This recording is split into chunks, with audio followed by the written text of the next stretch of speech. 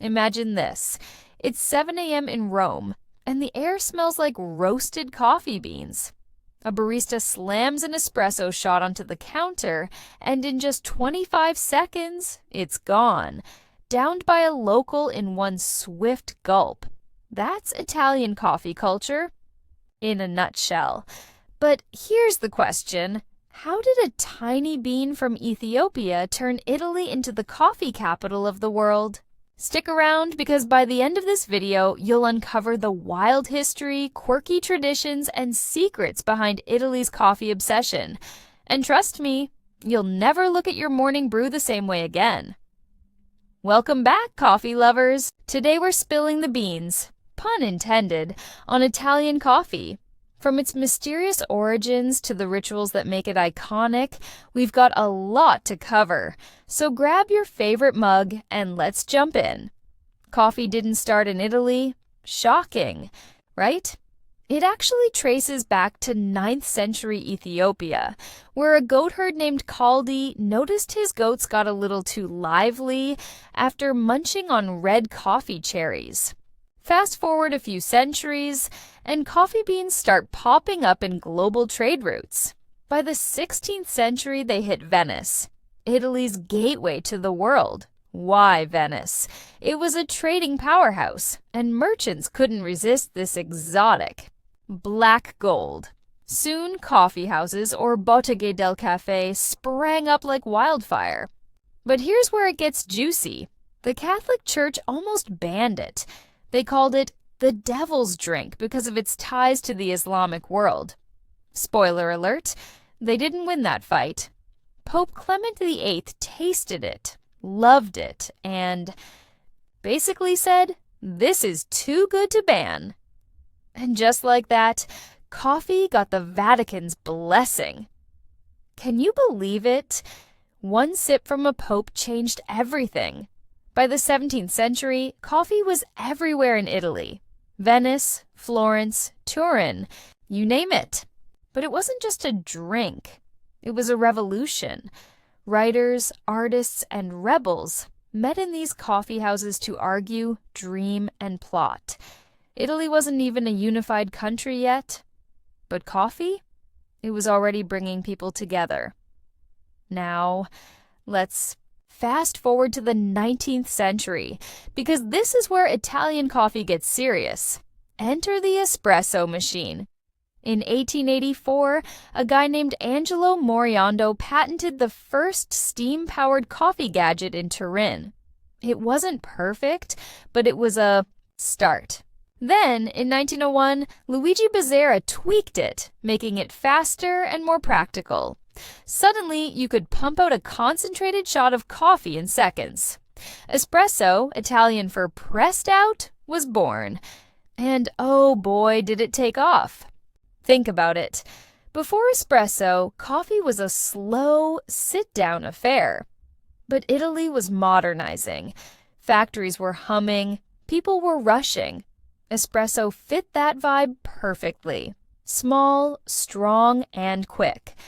By the 1930s, brands like Gaggia were adding pressure pumps, giving us that gorgeous crema, the frothy golden layer on top. That's when espresso became the king of Italian coffee, and it's never looked back. If you're loving this dive into coffee history, do me a quick favor, smash that like button right now. It helps more coffee fanatics like you find this video. All right, let's keep going. So espresso's the star, but what makes Italian coffee Italian? It's all about the traditions. First rule, coffee is a ritual, not a grab and go. Walk into any bar. That's what Italians call their cafes. And you'll see it. People stand at the counter, order an espresso or cafe, same thing, and knock it back in 2 sips. No lingering, no to-go cups. It's fast, it's social, and it's sacred. Here's a fun one. Milk is a morning thing. Order a cappuccino after 11 a.m. and you'll get some serious side-eye. Why?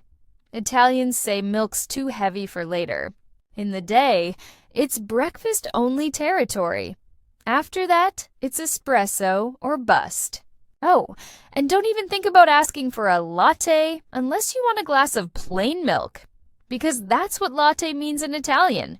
You want the milky coffee? Say cafe latte. Then there's the art of the order. In Naples, you might hear someone ask for a cafe sospeso, a suspended coffee.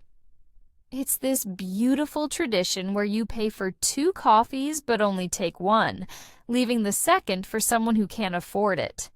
Talk about coffee with a heart. And in Turin, they've got the bickerin, a layered mix of espresso, chocolate, and cream. It's like drinking a dessert. Every region's got its twist, but one thing's universal. Italians don't mess around with quality. The beans? Roasted. Dark and bold. The water? Just the right temp. The cup? Preheated. It's precision meets passion. By the 20th century, coffee wasn't just a drink. It was Italy's lifeblood. Picture this. It's post-World War II, and Italy's rebuilding. Espresso bars pop up on every corner, fueling workers and dreamers alike. It's in movies, too. Think Fellini or Roman Holiday, where characters sip espresso while plotting love or chaos. Even today, Italians drink about 14 billion espressos a year. That's 47 shots per person. No wonder they talk so fast. But here's the kicker. Italians don't guzzle coffee all day like some of us. It's 3, maybe 4 shots timed perfectly. Morning, mid-morning, after lunch. It's not about caffeine overload, it's about moments. A quick espresso break is how you catch up with friends, seal a deal, or just soak in the day. If you're still with me, and I hope you are, hit that subscribe button. We're diving deeper into coffee culture every week, and I'd love for you to join the ride. Now let's talk about how this all shapes Italy today. Walk into Italy.